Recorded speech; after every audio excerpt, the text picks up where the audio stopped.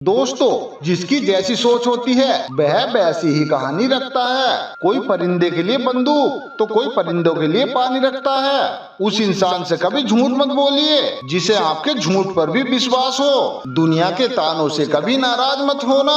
अनजान लोग तो हीरो को भी कांच समझ लेते हैं। सच्चा रिश्ता एक अच्छी पुस्तक जैसा होता है, चाहे वो कितनी भी पुरानी हो जाए फिर भी शब्द नहीं बदलते। कामयाबी के दरवाजे उन्हीं के लिए खुलते हैं जो उन्हें खटखटाने की ताकत रखते हैं। जो लोग सब्र करते हैं या तो वो जीत जाते हैं या फिर सीख जाते हैं। जिंदगी में एक दूसरे के जैसा होना जरूरी नहीं होता, बल्कि एक दूसरे के लिए होना जरूरी होता है। नमस्कार दोस्तों, मैं आपके लिए एक ऐसी कहानी लाया हूँ जो एक जानवर को भी इंसान बना सकती है। इस कहानी को सुनकर पत्थर की तरह दिल रखने वाले की आंखों में भी आंसू आ जाएंगे। लेकिन दोस्तों, इससे पहले कि आप कहानी में खो जाओ, हमारे चैनल को सब्सक्राइब कर लीजिए, वीडियो को लाइक और अपने दोस्तों में शेयर जरूर कर दीजिए। तो आइए दोस्तों, जल्दी से कहानी को शुरू करते हैं। यह कहानी एक धनी सेठ और एक गरीब आदमी की कहानी है। दोस्तों, यह कहानी बहुत ही शिक्षाप्रद और ज्ञानवर्धक है, इसलिए दोस्तों इस कहानी को पूरा जरूर सुनिएगा। एक नगर में एक धनी व्यापारी रहता था। उस व्यापारी के पास इतना धन था कि उसने अपने रहने के लिए कई सारे महल नुमा घर बना रखे थे। सेठ की सेवा के लिए उसके पास कई नौकर चाकर और कई प्रकार की सुख सुविधाएं थी। यदि सेठ को एक महल से दूसरे महल जाना होता तो वह घोड़े पर चढ़ के जाता था। उस सेठ का व्यापार पूरे नगर में फैला हुआ था और इसी कारण से उसे बहुत बार यात्राओं पर निकलना पड़ता था।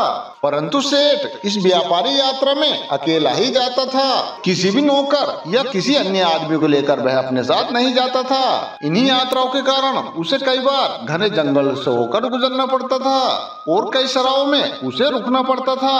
उस सेठ को अपने किसी भी नौकर पर विश्वास नहीं था, इसलिए वह सेठ हमेशा अकेला ही यात्रा करता था। इसी तरह सेठ के दिन बीत रहे थे। एक बार की बात है, एक दिन रात में वह सेठ अपने महल के सामने टहल रहा था कि उसके सामने से उसे एक बूढ़ा व्यक्ति आता हुआ दिखाई दिया। उस बूढ़े व्यक्ति के कपड़े पूरी तरह से फटे हुए थे। वह सिर पर अपनी गठरी को लादे हुए था।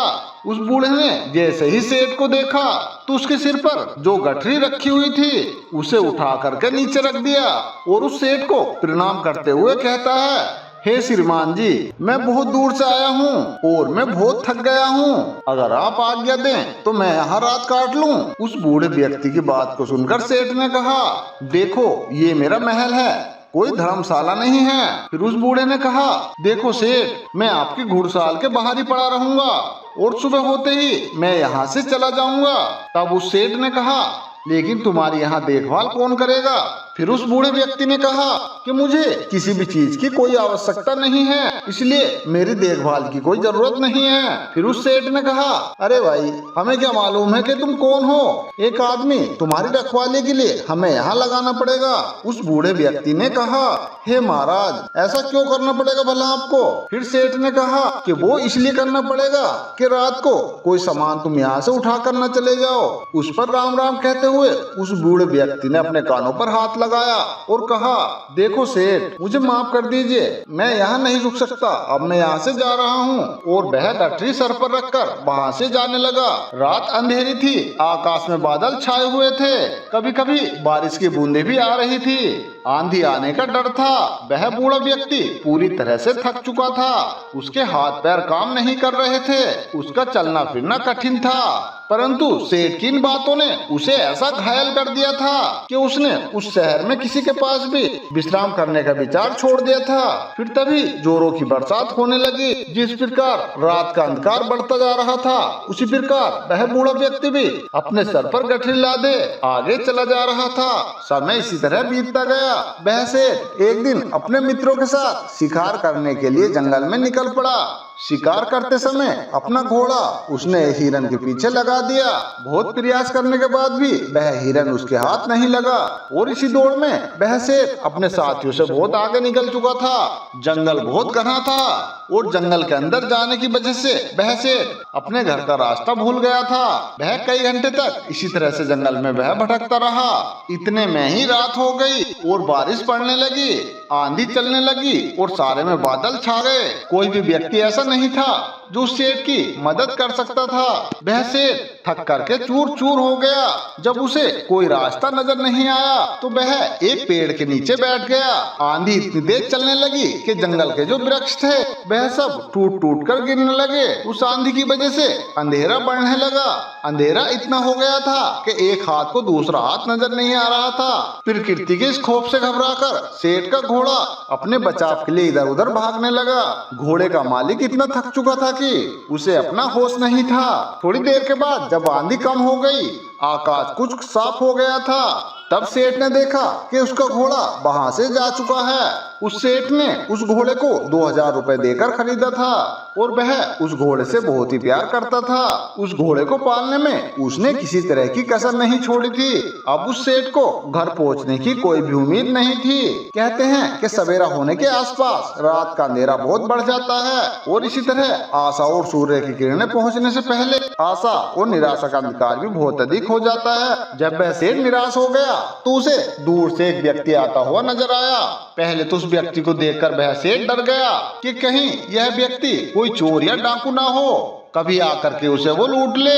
परंतु जब उस व्यक्ति ने सेठ के पास आकर नमस्कार की और उससे प्यार से बोला तो सेठ के दिल को थोड़ी तसल्ली हुई, थोड़ी राहत मिली। उस सेठ को थोड़ा आशा का पिड़कास नजर आने लगा। हंसते हुए उस व्यक्ति ने सेठ से कहा, हे सेठ, आप इतने क्यों घबराते हो? साथियों के बिछड़ जाने से आप इतने क्यों घबराते हैं? साथियों के बिछड़ने से, राह भटकने से, किसी की सहायता न मिलने से। सेठ ने जो कहानी थी उस व्यक्ति को सारी सुना दी। उस व्यक्ति ने जब उस सेठ की कहानी सुनी तो उसको सेठ पर दया आ गई और वह उस सेठ को लेकर अपनी झोपड़ी में चला गया। वहां जाकर उसने बताया कि वह अपने पिता के साथ रहता है। जो भी रूखा सूखा भोजन हम खाते हैं आप भी उसी तरह का खा लेना और यहीं पर रुक करके आप विश्राम कर लेना। उस सेठ ने कहा, परंतु मेरे घोड़े का क्या होगा? उस व्यक्ति ने कहा, सुबह होने से पहले किसी भी तरह मैं आपके घोड़े को ढूंढ लूंगा। फिर उस सेठ ने कहा, भला तुम कैसे ढूंढोगे? ये तो बहुत बड़ा घना जंगल है और कितनी ही अंधेरी रात है, भला मेरे घोड़े को तुम कैसे ढूंढोगे? फिर उस व्यक्ति ने कहा कि मैं इस जंगल के कोने कोने से परिचित हूँ। फिर सेठ ने कहा, तो क्या तुम मेरे साथियों को भी ढूंढ लोगे? फिर उस व्यक्ति ने कहा, यदि वे इस जंगल में हुए तो मैं अवश्य ही उन्हें ढूंढ लूंगा। इस उत्तर को सुनकर उस अमीर सेठ को बहुत ही संतुष्टि मिली। उसके मन में बहुत ही उम्मीद जग गई और इस तरह से वह सेठ पूरी तरह से निश्चिंत हो चुका था। वह सेठ सोया नहीं था कि इतने में उस व्यक्ति ने एक दूध का कटोरा उसके आगे लाकर रख दिया। फिर सेठ ने कहा, ये क्या है मुहासे? फिर उस व्यक्ति ने कहा, हे सेठ जी, यह हमारी बकरी का दूध है। फिर सेठ ने कहा कि तुम्हारे पास कितनी बकरियां हैं? उस सेठ ने कहा कि मेरे पास तो केवल एक ही बकरी है। फिर उस सेठ ने कहा, क्या एक बकरी इतना दूध दे सकती है कि हम दोनों का पेट भर जाए? यह तो थोड़ा ही दूध है, लो तुम भी पी लो। फिर उस व्यक्ति ने कहा, नहीं सेठ, मेरे पिताजी ने कहा है कि जो आज का दूध है वो अतिथि के लिए है, आज हम लोग दूध नहीं पिएंगे। फिर सेठ ने कहा कि ऐसा क्यों भाई? फिर उस व्यक्ति ने कहा कि हमारे यहाँ सबसे बढ़िया चीज दूध को समझा जाता है और अतिथि की सेवा में हम लोग इसको पेश कर देते हैं। मैं पिताजी का अकेला पुत्र हूँ और दूध हमारे यहाँ सर्वोत्तम भोजन समझा जाता है। मेरे पिताजी ने यह आपकी सेवा में भेजा है। फिर उस सेठ ने कहा कि तुम तो सचमुच देवता हो। सेठ की बात सुनकर वह व्यक्ति कहने लगा, नहीं सेठ जी, देवता तो बहुत दूर की चीज है, हम तो पूरी मानवता को भी नहीं अपना सके। उसकी बात सुनकर उस सेठ ने कहा, अरे नहीं नहीं भैया, मानवता तो आपके अंदर कूट कूट कर भरी हुई है। इसी तरह बातें करते करते वह सेठ सो गया। अपने अतिथि की सच्ची सेवा करने वाला वह व्यक्ति चुपके से उठा, हाथ में मसाल लिया और अपने अतिथि के घोड़े को ढूंढने चला गया। ढूंढते ढूंढते उसे सुबह हो गई। बहुत ढूंढने के बाद आखिर उसे वो घोड़ा मिल गया। वह अतिथि का घोड़ा लेकर अपनी झोपड़ी पर लौट आया। जब उसकी माँ ने देखा कि अतिथि का घोड़ा मिल गया है तो वह उठ करके घोड़े के लिए चारा डालने लगी। वह जानती थी कि घोड़ा जंगल से घास चर के आया होगा, लेकिन फिर भी उसने अतिथि के घोड़े की सेवा करना अपना परम कर्तव्य समझा। अगर घोड़े को चारा नहीं मिलता तो शायद अतिथि सेवा आदि समझी जाती। सुबह के समय जब वह अमीर सेठ सोकर जगा तो उसने देखा जो उसका घोड़ा है वह चारा खा रहा था और वह अतिथि सेवक उसके सामने हाथ जोड़कर कह रहा था, आज ईश्वर ने हमारी लाज रख ली। उसको सुनकर सेठ ने पूछा कि कैसे भाई? फिर उस व्यक्ति ने कहा, सेठ जी आपका घोड़ा सकुशल मिल गया। यदि वह सामने की ओर निकल जाता तो शायद बाघ उसे अपना शिकार बना लेता। यह सुनकर उस सेठ ने उस व्यक्ति को बहुत सारा धन्यवाद दिया। इसी बीच उस व्यक्ति की माँ ने एक दूध का कटोरा अतिथि के लिए भरकर भेज दिया। दूध पीने के बाद अपने घर लौटने की इच्छा व्यक्त करते हुए कहा, मैं तुम्हारे पिताजी से मिलना चाहता हूँ। वह नवयुवक अपने पिताजी को बुलाने के लिए गया। उसके पिता बिस्तर पर लेटे हुए आराम कर रहे थे। उस युवक ने पहुँच करके कहा कि पिताजी जो अतिथि वहाँ से हैं वह आपको याद कर रहे हैं। उस पिताजी ने पूछा कि भाई किस लिए?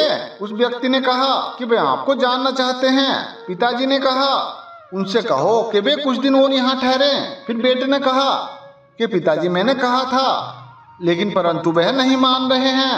पिता ने कहा तो उन्हें उनके घर तक छोड़कर आओ। पुत्र ने कहा जाने से पहले वह आपके दर्शन करना चाहते हैं। पिता ने कहा बेटा अच्छा तो ये होगा कि मैं उनसे ना मिलूं। पिता की इस बात को सुनकर पुत्र को कुछ आश्चर्य हुआ। पिताजी के मुख से कभी भी उसने कोई शब्द नहीं सुना था।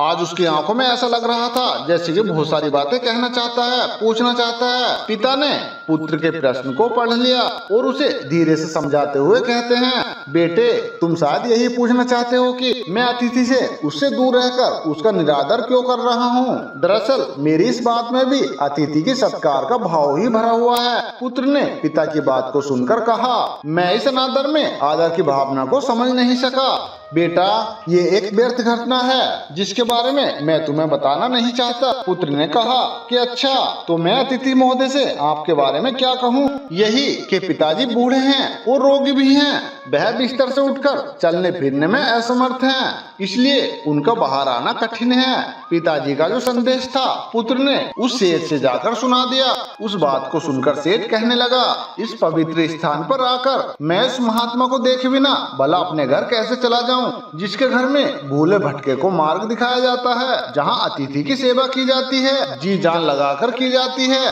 जहां अतिथि के घोड़े को ढूंढने के लिए घर वाले अपनी जान की बाजी लगा देते हैं। तो भला ऐसे घर के मुखिया को मैं कैसे ना देखूं? उन्हें देखकर ही मेरा जीवन सफल हो सकता है। उस सेठ का संदेश बेटे ने अपने पिता तक पहुंचाया। फिर भला वो बूढ़ा क्या करता, उसे सेठ के पास आना ही पड़ा। उस सेठ ने बूढ़े को देखते ही पहचान लिया, तो यह तो वही बूढ़ा है जो कुछ दिन पहले उस सेठ के महल के सामने सर पर गठरी रखे हुए मदद के लिए पुकार रहा था। एक रात के लिए उसने आश्रय मांगा था और उस सेठ ने उसे चोर तक कह दिया था। कितना कठोर था उस सेठ का मन। बूढ़े के पुत्र ने अपनी मानवता का परिचय देकर उस सेठ के हृदय को बिल्कुल बदल दिया था। अमीर सेठ उस बूढ़े के आगे हाथ जोड़कर खड़ा हो गया और उस बुरे व्यवहार के लिए उससे क्षमा याचना करने लगा। फिर बूढ़े व्यक्ति ने कहा कि आपकी ओर से क्षमा याचना का प्रश्न ही पैदा नहीं होता है, क्योंकि मैं बाहर आकर पुरानी घटना की याद नहीं दिलाना चाहता था। आपके आग्रह को मैं टाल नहीं सका, इसलिए मुझे बाहर आना पड़ा। इससे शायद आपको बहुत ही ज्यादा दुख हुआ हो, इसके लिए मुझे आपसे क्षमा मांगनी चाहिए। फिर उस सेठ ने कहा, कितना ऊंचा है आपका व्यक्तित्व। और यह कहकर वह सेठ उस व्यक्ति के चरणों में गिर पड़ा। उस सेठ की आंखों से पश्चाताप के आंसू छलक रहे थे, उसके होंठ फड़फड़ा रहे थे, मानो वह यह कह रहे हो कि बूढ़े की झोंपड़ी महलों से भी ऊंची है, क्योंकि जहां मानवता का निवास है। इसके बाद वह सेठ अपने घर सुरक्षित वापस लौट आया। इस घटना के बाद उस सेठ का हृदय परिवर्तन हो गया। जहां वह एक कठोर हृदय वाला सेठ था, अब उसके अंदर विश्वास और दया की भावना जाग उठी थी। यह सेठ बिल्कुल बदल चुका था। अब यह सेठ दीन दुखियों की सेवा करने लगा और उसके द्वार पर आने वाले जो भी अतिथि थे उनका पूरा स्वागत सत्कार करने लगा। अब सेठ के अंदर पूरा परिवर्तन आ चुका था। जो पत्थर दिल सेठ था अब वह पूरी तरह से पिघल चुका था। तो दोस्तों ये कहानी आपको कैसी लगी, एक प्यारा सा कमेंट करके जरूर बताएं और कमेंट बॉक्स में बोधाय नमः अवश्य लिखें। तो मिलते हैं दोस्तों इसी तरह की एक और नई वीडियो के साथ। तब तक आप अपना ध्यान रखें और हमेशा खुश रहिए।